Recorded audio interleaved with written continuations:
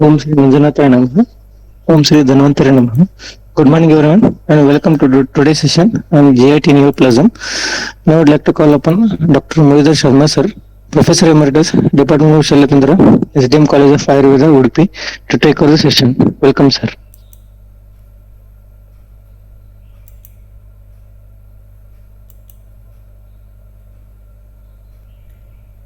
Hello. Next is about the gastric cancer. The gastric cancer is one of the second most common type of the cancer earlier, a few years back, but now the incidence is getting reduced. As per the data, the number of gastric cancer is getting reduced from the second position to the sixth place throughout the world. But it may not be so throughout the world, but it could be some in some areas like eastern parts of the world, the number is still increasing. As per the 2020 data, as per WHO data says, by 2020 the gastric cancer accounted for around 7,69,000 deaths were worldwide. Now, another very interesting issue is about the maybe theories about why the number of gastric cancer is reducing. One of the most rather criticized theory is the decreases in the gastric cancer have attributed in part of widespread use of refrigeration, which has had several benefit effects: increase in the consumption of fresh fruits and vegetables, decreased intake of salt, which had been used as a food preservative earlier, and decreased contamination of the food by carcinogenic compounds arising from the decay of unrefrigerated meat products. This is one of the theory, and rather many people accept this theory. At the same time, there is a strong criticism on this issue also.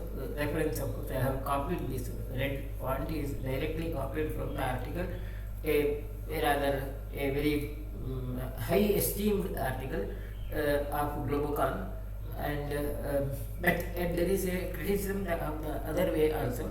Criticism is the freezer products also have increased the incidence of cancer of the stomach. So, but very certain interesting issue: refrigeration reducing the incidence of cancer as such. Anyway, whatever it is, the gastric cancer death is reducing year by year throughout the world, as well as in India. The Indian statistics also, by 2018, the number of cancer deaths due to stomach cancer has reduced. Reason could be many things. Right now, we do not know exact reason, but anyway, there are certain theories about that. Then, as far as the etiology is concerned, the causes of the gastric cancers are diet is one of the most important issue, and next is the Helicobacter pylori infection is considered to be another of the important causes. Patients who have undergone gastric surgery for one or other reason, they have a high chance of developing cancer. Patients of pernicious anemia also have a high risk of developing cancer. Patients precancerous conditions like polyps, atrophic gastritis also increases the chances of the cancer. And then radiation exposure. With the diet rich in pickled vegetables, salted fish, salt, and smoked meats, they have a increased chances of cancer, particularly in the eastern part of the world like Japan and China, where there is a habit of consuming smoked fish. The incidence of cancer is quite high, and a diet that includes fruits and vegetables rich in vitamin C may have a protective effect. These are all the research articles which have concluded based upon the cohort study, a control study also. So those who are interested in studying these aspects, they may go through these references which can be seen.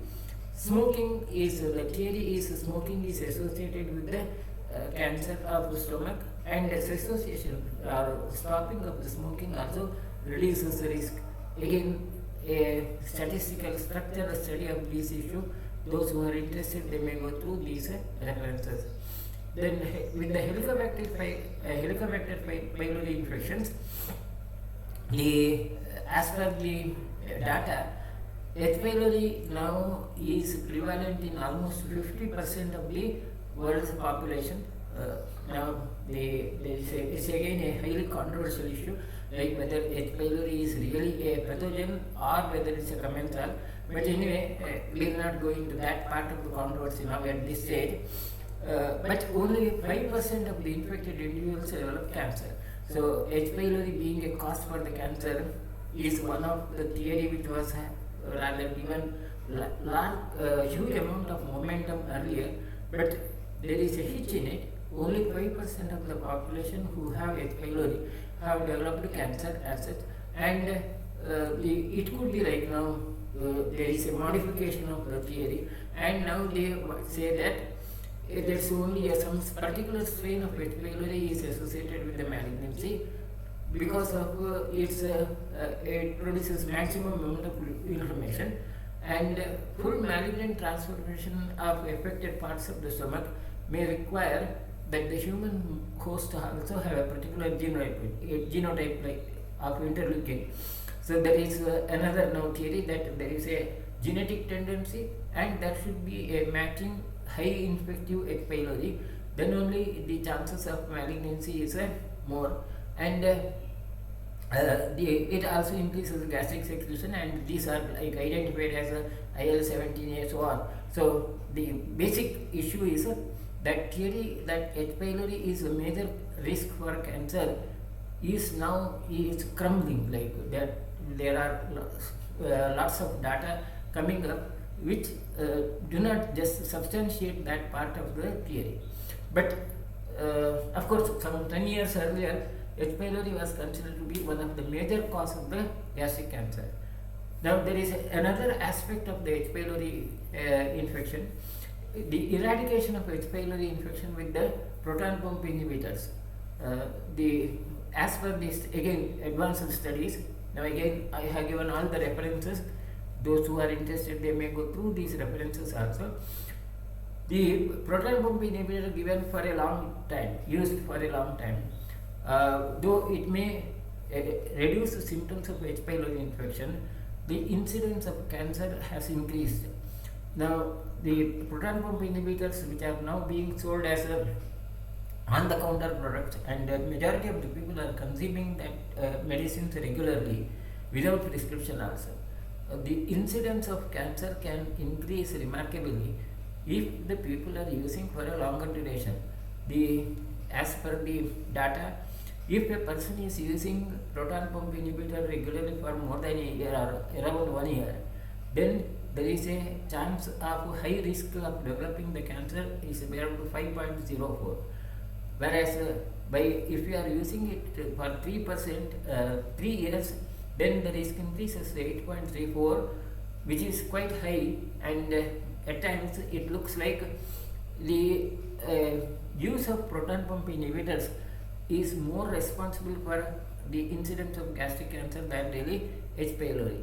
Of course, as far as the theory of the development of the cancer by H. pylori, there is a theory called Korea's cascade, which was rather quite popular earlier. But again, this is questioned, but because we are discussing from the academic point of view, if I do not refer to this Korea's cascade theory, the discussion would not be complete. The Korea's cascade theory is explaining how Helicobacter pylori infection can progress into cancer by stage, and that theory is initially the patient may have a normal mucosa, gradually it results in the gastritis, then develops atrophic changes, then there could be a metaplasia or dysplasia, the cellular changes would occur, and the incidence of cancer would be increasing as these changes go through. Patients who have normal mucosa with H. pylori infection have a risk of 1 in 256 chances of developing malignancy. That means 256 persons with the H. pylori infection and having a normal mucosa, among these 256, only one has a risk of developing cancer.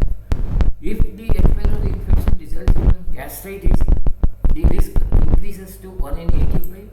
If the person develops atrophic gastritis with the H. pylori, the risk increases to 1 is to 50.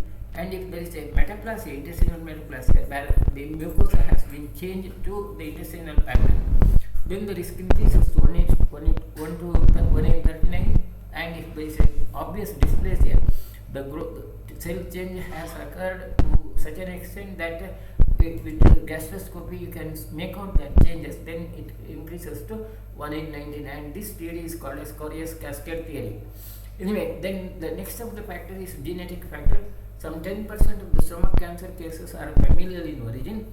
Genetic factors involved in gastric cancer remain poorly understood. It's not yet fully explained, but certain mutations have been identified as a subset of gastric cancer patients. So that genetic study in the gastric cancer is not well advanced as such. Then another very bold theory is about the relationship of the blood group A with the cancer. Statistically, this is a statistical observation. Compared with the healthy population, frequency distribution of gastric cancer patients with the A blood group was significantly increased, whereas the frequency distribution of gastric cancer with the AB blood group was significantly lesser. But exact theory why it's so is not yet known.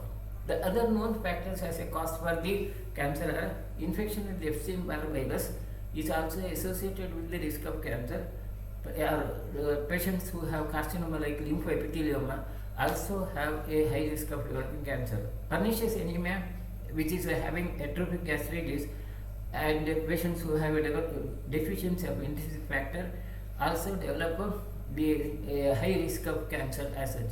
Gastric cancer may develop in the remaining portion of the stomach following a partial gastrectomy or gastric ulcer.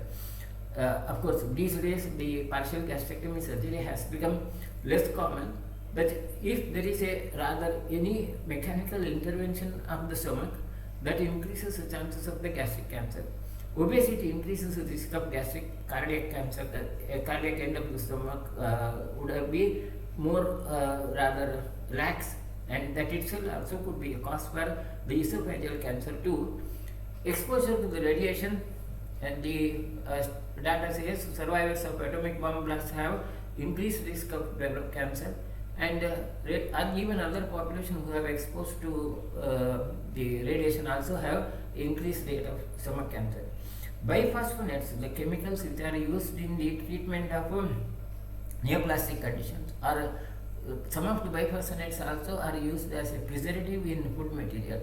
They increase the risk of cancer as such. As per the WHO data, the incidence of cancer and the survival rate is not uniform. In advanced countries, like America and other Western countries, the incidence is more better. The survival also is death rate. That red color suggests about the death rate, blue color suggests about the incidence. The incidence is more, death rate is lesser, whereas in certain other states, countries, like African countries, incidence is like lesser, but death rate almost equals to the incidence rate as such. Now anyway, that's about the incidence part. Now classification of the gastric cancer is one of the major issue. Rather, there are lots of different patterns of classification. So I will be referring to only certain of the popular patterns of the classification and their clinical utility. WHO has classified the gastric cancer based upon the histological pattern, microscopic pattern, as a tubular, papillary, mucinous, or poorly cohesive, where it includes the simply ring cell carcinoma. I will show you some of the examples also.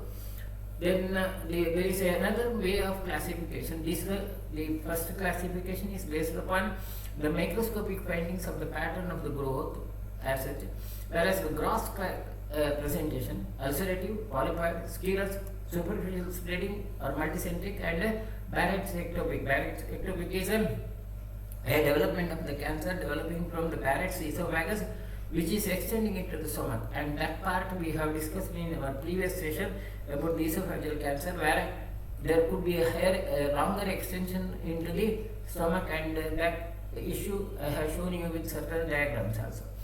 Now from our routine clinical point of view, this gross presentation is more important than, or rather more relevant than the microscopic as such. Now what we mean by these typical presentations is polypoid is that there could be a relative projectile mass as such at the area, and it would be usually having a low grade growth pattern, like the growth would be usually rather slower. Fungating is that usually it occurs in the older patients who have systemic symptoms, and it will be again tumor necrosis tends to occur in these conditions. Ulcerated are smaller size would be smaller compared to the other work, and intestinal tract mucosa, they are high grade infiltrative growths, they grow very rapidly past them. Plaque lesions usually occur in younger patients, and systemic symptoms are lesser. It may be diffuse, that's how it's seen. Now I'll show you certain of the examples of these lesions. The ulcerative lesions, where the malignant ulcers are usually large, that's more than 1 centimeter. Of course, I will be giving more stress on endoscopic findings because that's one of the benchmark method of making the diagnosis of gastric cancers, and it's because it's within our reach, I will be giving more stress upon that part. So when you do the gastroscopy, if there is an ulcer which is having a more than 1 centimeter diameter and has irregular borders are elevated compared to the base, then the chances of this being malignant is lesser. Comparatively, a benign ulcer, a malignant ulcer and a benign ulcers usually would be smaller than less than 1 centimeter size, and the base would be clear. The base of the tissue, the ulcer would be clean. You may not see this debris material much in the benign ulcer. So this lower image is benign ulcer, the upper image is of the typical malignant ulcer. Polypoid tumors, they are seen under endoscopy as the projections, either with the projections with a smooth surface, or projection with the central necrosis, or projections with multiple again partly projected areas. And of course the endoscopic ultrasonography image of the same issue which could be seen would also be a characteristic of gastric cancer. Hyperplastic polyps again are common in the stomach, gastrointestinal tract. Now, and again, you will always have a confusion like whether a polyp has to be considered malignant or benign.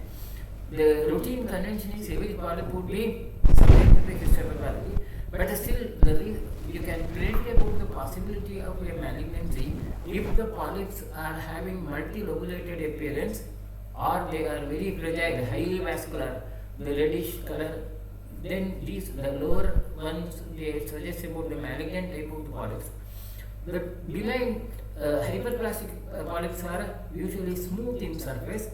The blood flow is almost the same as that of the surrounding area. There will be no hypervascularity. So the first 3 images they are suggestive of a benign lesion, and the next 3 images they are suggestive of a possibility of malignant lesion under endoscopy.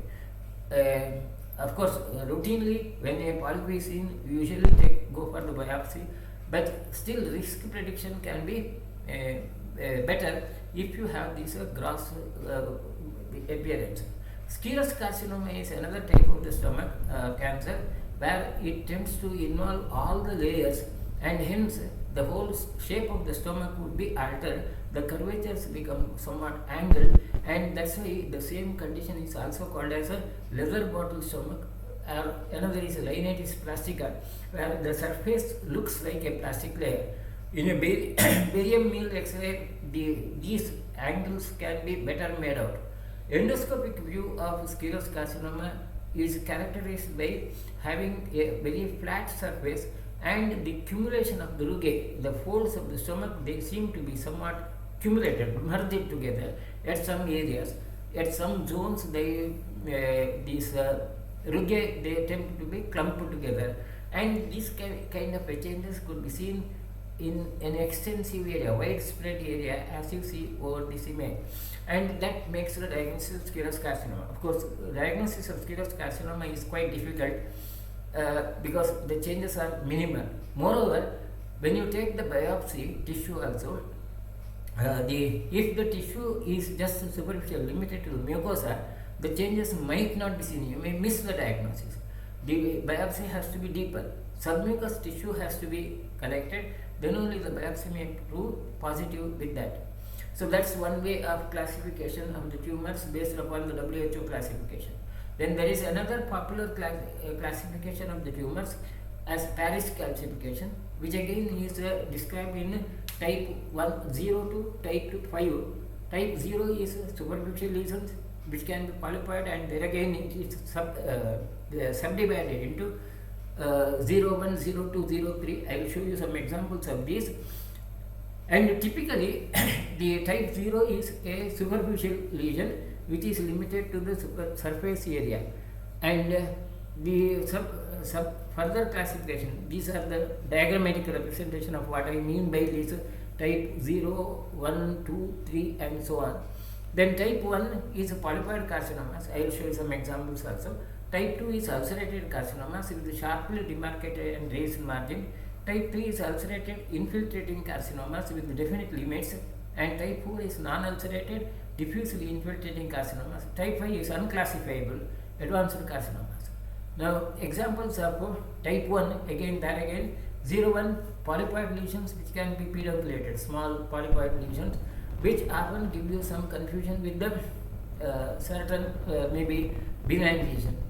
The type 0 2A, 0 2A and B, they are flat lesions as you see over here, either moderately flat lesion or completely flat lesion. And 02C is depressed lesion, slightly depressed lesion as you see over here in this area.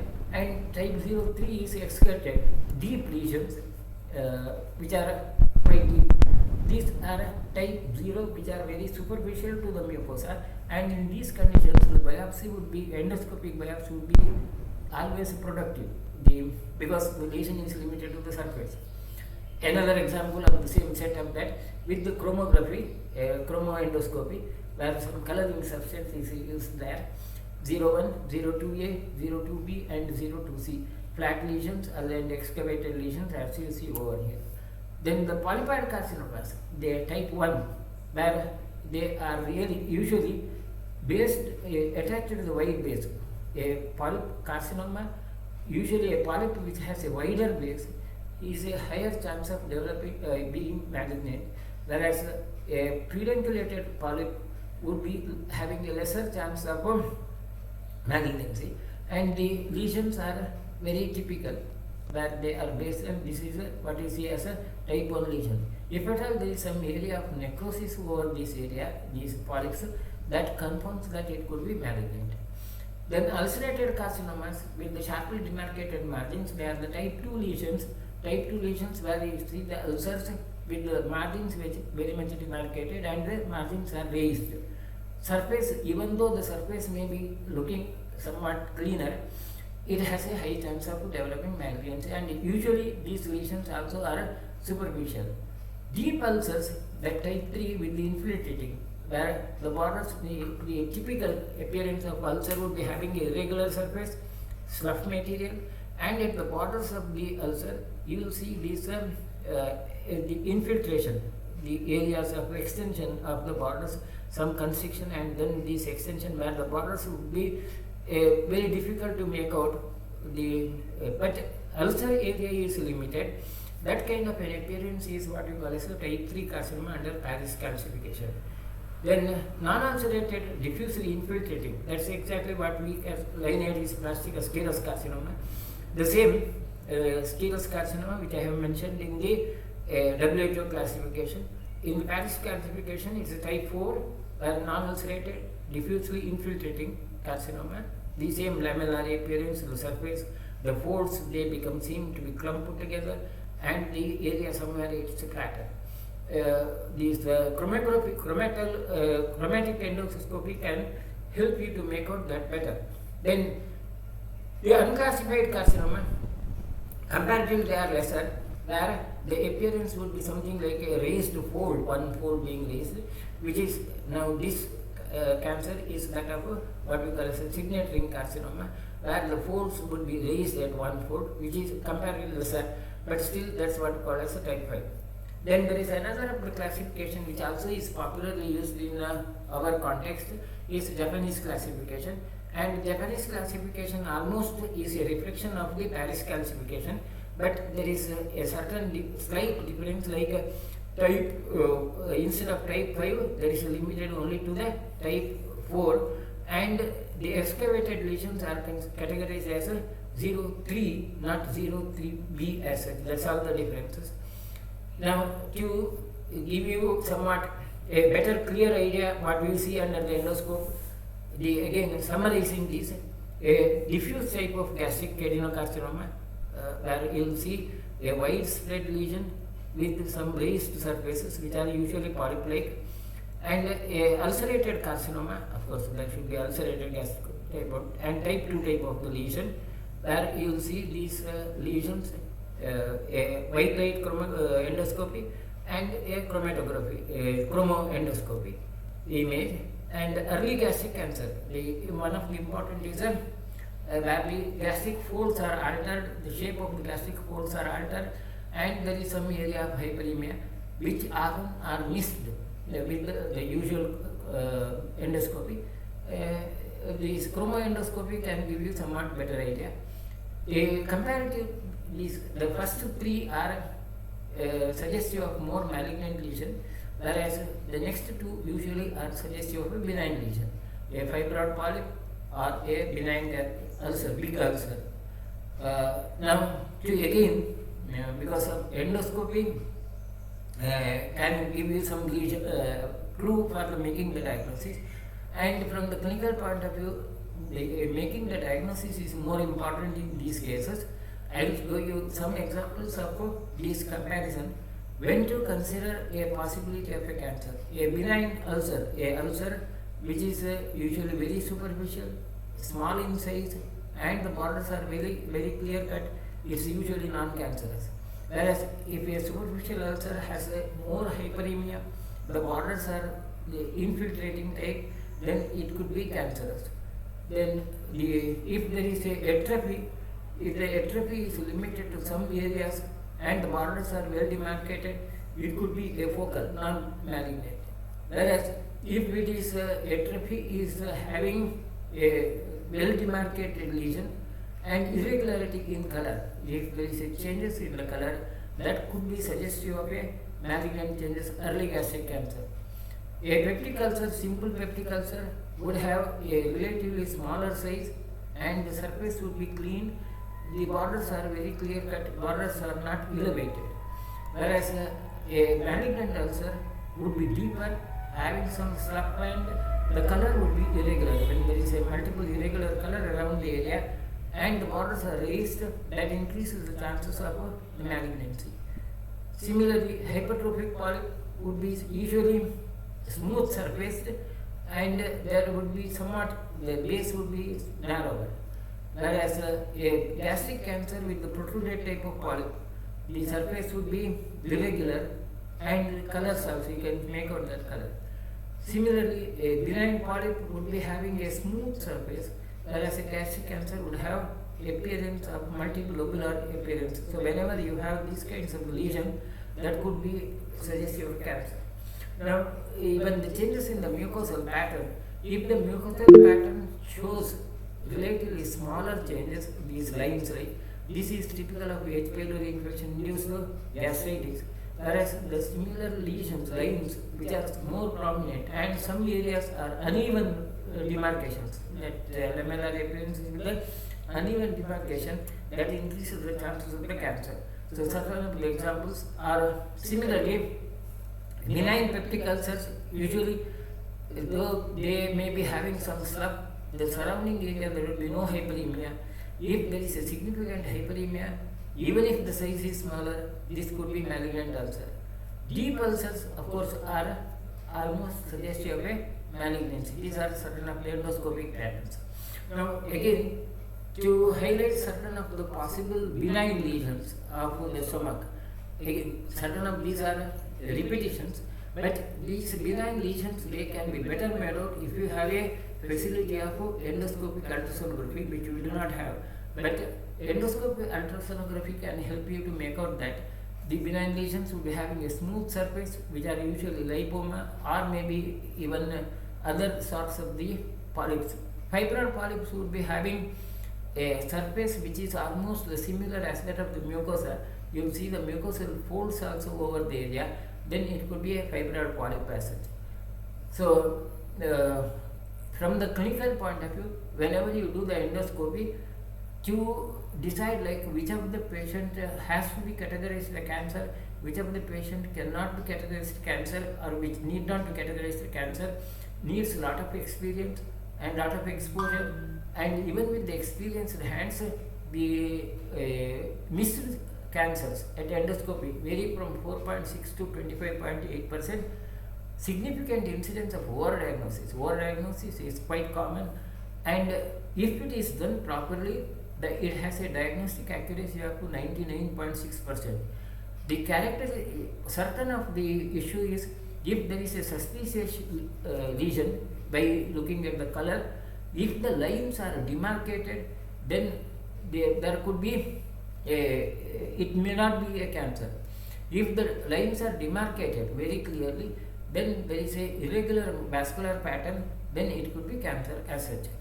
Now, because gastroscopy has a simple plain gastroscopy has a more scope for error, now certain of the newer techniques are developing, and of course these newer techniques are not within our reach, but still you should be aware of this.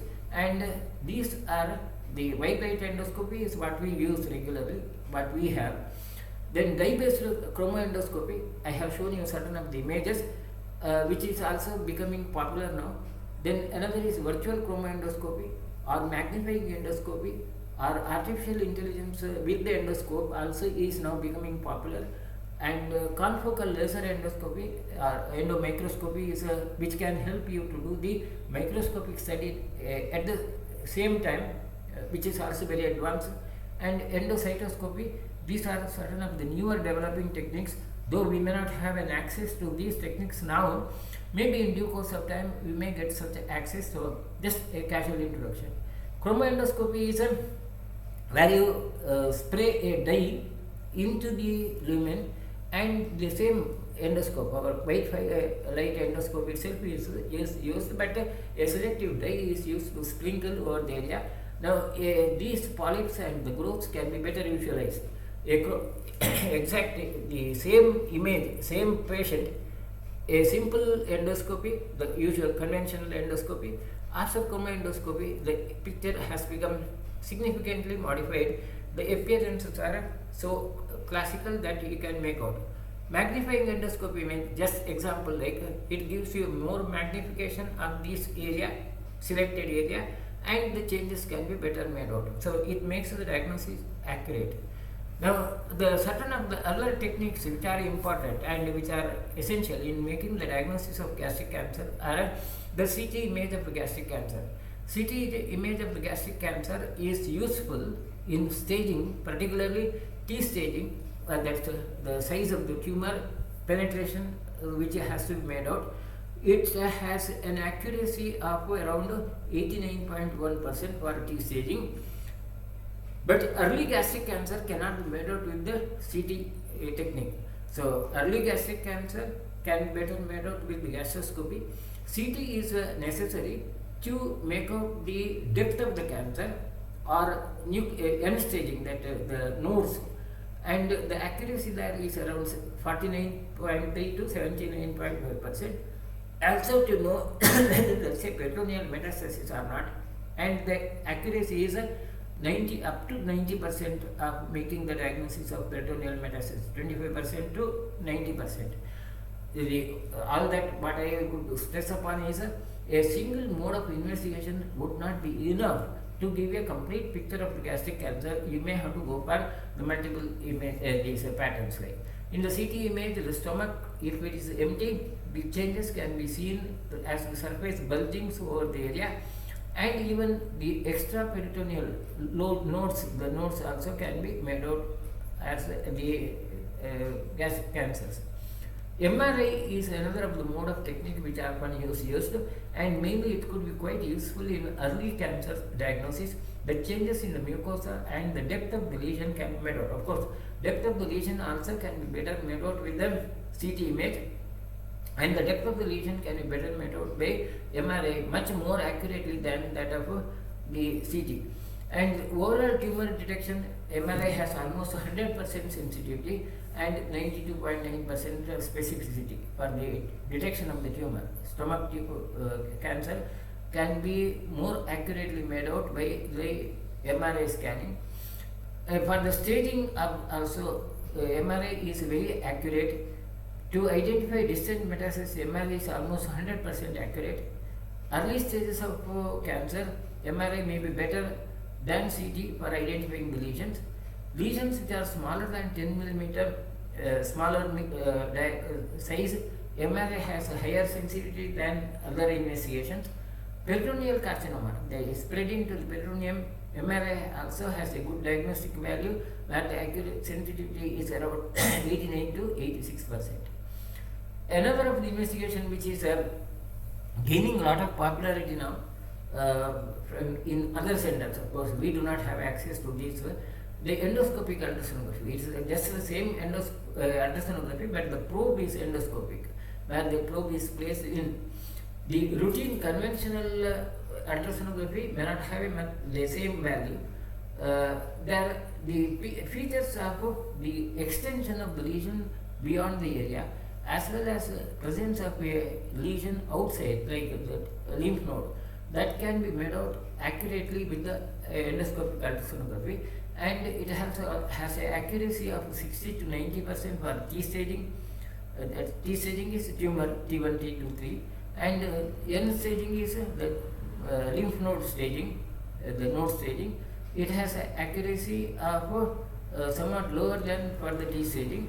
Early gastric cancer can be detected, and lymph nodes of early cancer also can be made out to a certain extent with ultrasonography. Then the PET scan, which is a standard benchmark for all diagnosis of tumors like malignancies. PET scan, the area can be seen as a hypermetabolic. The lesions of the peritoneum also can be made out, lymph nodes also can be made out accurately, and it also has an advantage of assessing the progression of the lesion during therapy, chemotherapy also. So, PET scan is used for accurate N staging, and accuracy is around 97%. And gastric cancer recurrence, particularly once the patient has a gastric cancer and treated, to know whether there is a recurrence or not, PET scan is often sensitive and would be much beneficial than any other techniques. Staging of the metastasis, it has a sensitivity at around 56% to 97%. There must other very valuable use of PET scan is in case of during the course of therapy, the intensity, whether the therapy is having real impact on the tumor or not, that can be made out by in terms of the decreased uptake of radioactive substance, as well as the size of the lesion can be made out. Earlier, in the olden days, barium meal was considered to be a benchmark tool, some 25 to 30 years earlier, but at that time the other technologies were not so easily available, but now has become obsolete. The sensitivity of barium meal is just around 14% only, which is quite low, and limitations are more. The usual evidences are seen as filling defects in the stomach. When the barium is given, filling defects in the stomach were seen as considered as the standard marks, standard signs of the growth of the stomach. But chances of missing the superficial lesions were high. Even there could be a wrong diagnosis due to some other substances which could be in the stomach, food substance, residual food substance, air bubbles. They also would produce confusion, and hence the accuracy would be much lesser. Now, as per the universal standard, the standard investigation protocols are endoscopy and biopsy is given the number one priority in making the diagnosis. Then the CT scan, PET scan, and other complete blood cell count to assess the systemic impact of the gastric carcinoma. Endoscopic ultrasonography, also if there is no evidence of metastasis, is done. And endoscopic resection, it's not simply biopsy. Now these days it is becoming popular. Submucous resection has become a popular tool now these days, Instead of simply biopsy, the whole area of that suspected area of the mucous membrane is resected and then sent for the study, which can give you the evidence. Biopsy of metastatic disease, where there is a secondary, suspicious secondary, that can be made out. Then microsatellite is instability, where this is one of the investigation to have the assess the progression of the issue. Then human epithelial R2 also ligand also is one of the advanced tool, which is not very popularly done in our setup, but from the standard protocol, that is one. Biomarkers of gastric cancer, they are not very popular. CA and CA 19.9 are most commonly used biomarkers of gastric cancer, and they are used for predicting the prognosis as well as recurrence. Then a new biomarker has come up for specific for gastric cancer, which is CA72/4. Another of a specific protein, SDF4, is also now very recently, I think it got approval just in 2022, just 2 years old approval from the global point of view. Though these are not accessible to our setup, still it's often used. CEA or carcinomembranous antigen is increased around 45 to 50% of the cases, so it has a relatively more accuracy than others. And the CA 19.9 is elevated in about 20% cases. Another of the molecule which is still in the study level, but it hasn't yet been approved, is a serum glycan patterns now are considered as a more accurate for prediction of the cancer. Maybe in due course of time we will come across that kind of a tool. Our access to the tools also may be possible. Histological types of the cancer are gastric cancer are adenocarcinoma, that's glandular, which is the more common. 90 to 95% of the tumors which we see are adenocarcinomas. Leiomyosarcomas, that's the connective tissue tumors, 2%. Carcinoids would be producing histamine, and they produce the histaminergic reflexes in the body, and they are just 1%. Adenocanthoma is where there could be pigmented lesion, 1%. Squamous cell carcinoma is 1%. The subtypes are adenocarcinoma subtypes are tubular, papillary, masonous, that depends upon the pattern of the lesion. Lymph nodes which could be involved in the carcinoma of the stomach, they have to be accurately assessed, and they could be of either the superior first group, second group, third group, or similarly the lateral groups as such.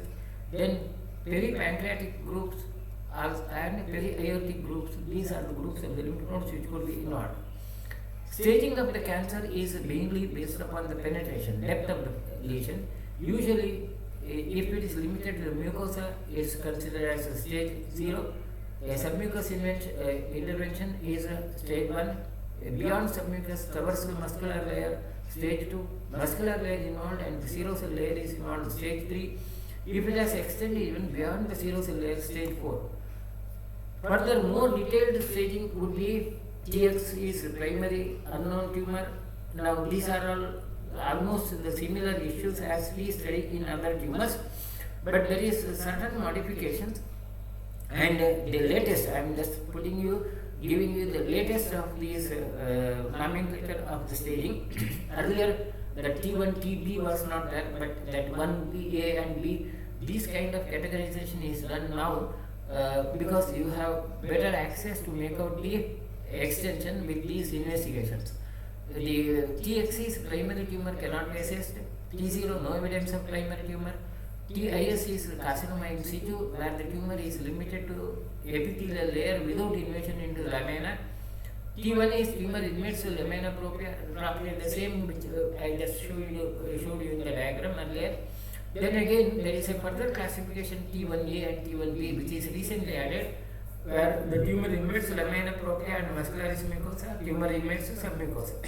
Now, these can be made out only with the advanced tools like MRI or maybe the endoscopic ultrasonography. With the simple clinical assessment or with the simple endoscopy, you cannot go into these categorization. T2 is tumor invades muscularis propria, muscular layer. T3 is tumor penetrates subserosal connective tissue. T4 it invades the serosa completely and visceral peritoneum also. Again that again you have T4A and B, which where it involves these surrounding structures. Similarly with the lymph nodes, NX is a regional lymph nodes cannot be assessed, N0 is no lymph nodes involved, N1 is metastasis in 1 to 2 regional lymph nodes, N2 is 3 to 6, N3 is in 7 or more regional lymph nodes, N3A again B where 7 to 15 or more than 16 are considered. M0 is no distant metastasis and M1 is distant metastasis. The same again is categorized into clinical staging. So if a oncologist studies a cancer of stomach, he will give you that clinical staging at the end. The clinical staging would be like stage 0 is either in situ carcinoma, N0, M0. Stage 1 is T1 to 2 and N0, M0. And of course stage 4B is 1. Now this is quite useful in predicting the survival rates. As per the current protocol of the treatment, survival rate of stage 1A is 94%. Survival rate is survival up to 5 years without recurrence of the cancer. And stage 1B is 88%, whereas stage 4 is 5%. So these are the statistical data which are available now with the current protocol of the treatment. Of course, in due course of time, these percentages may change in due course of the time. The pattern of the spread of the metastasis would be either by direct extension into the omentum, pancreas, diaphragm, transverse colon or mesocolon. That's direct spread. Lesion may extend beyond the gastric wall to peritoneal surface, and then the peritoneal involvement could occur, which is less common. Then the visible gross lesion usually is smaller, whereas the real extent of the lesion would be much bigger. The induration which cannot be felt with the hands, but when you open the abdomen and handle surgically, that can be made out. Lymphatic channels, the more common would be the lymphatic spread. Lymphatic spread can be to the proximal groups of the lymph nodes which I have just referred to, or even it can be just to the distal groups of the lymph nodes, including the neck and when the supraclavicular lymph nodes are involved. It's also called as Bursch's glands, which is suggestive of a wide extension, very distant involvement of the lymph nodes, Bursch's glands. Then there could be a mucus plexus involving extending into either towards the proximal side esophagus, or even it may be moving towards the duodenum, which is compared to lesser frequent conditions. Then the lymphatic drainage, along the lymphatic drainage, it can involve the gastroepiploid groups, even suprapancreatic groups also, or pancreatic duodenal groups also. Hepatogenous spread is seen in the liver, very often it is seen in the liver. Now, as far as the guidelines of the treatment, now the standard protocols, again I am just giving you the latest of guideline. For the T in situ and T1A, the treatment is endoscopic mucosal resection or surgery as the standard treatment options. These days, endoscopic mucosal resection has become popular than the partial gastrectomy. Earlier, partial gastrectomy or total gastrectomy was the protocol of the treatment. A complete surgical resection offers the potential for long-term survival. Post-treatment endoscopic surveillance is indicated. It has to be observed. This is the guideline for early stages. Those who are seen with the T2 or maybe higher one, but N1 or any N lymph node involved, surgery and preoperative chemotherapy with surgery or preoperative chemoradiation with surgery, depending upon the condition. Then advanced conditions for surgically unresectable lesions, chemoradiation or systemic therapy or palliative management. And for metastatic cancer, it's only palliative chemotherapy or even clinical trial. Clinical trial of any new drugs are justified, and this is what the latest guideline says about. What we mean by preoperative chemotherapy is the preoperative chemotherapy usually involves fluorouracil, leucovorin, oxaliplatin or docetaxel, which is usually used as such. Then preoperative chemoradiation is again infusional fluorouracil can just replace that, or chemoradiation with the fluorouracil is given. Then postoperative chemoradiation is again fluorouracil and the radiation is given together. Then postoperative chemoradiation, patients who have undergone primary lymph node dissection, in that condition the chemo would be involving capecitabine and oxaliplatin, usually and fluorouracil. It's extended, and radiation of course is one.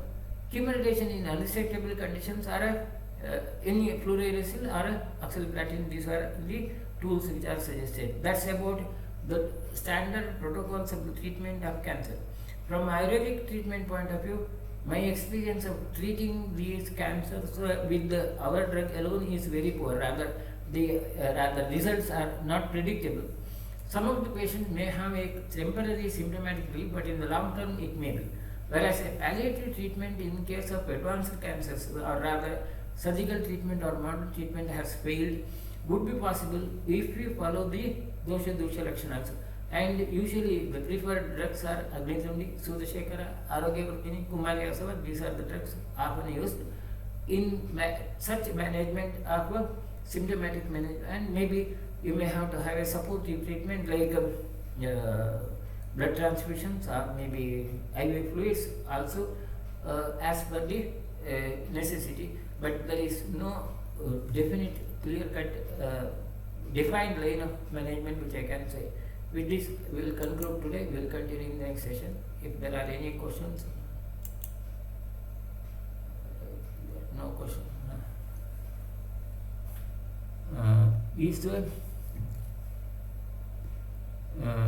There is a question like, is P-MET, PTR visible? I am not getting that question.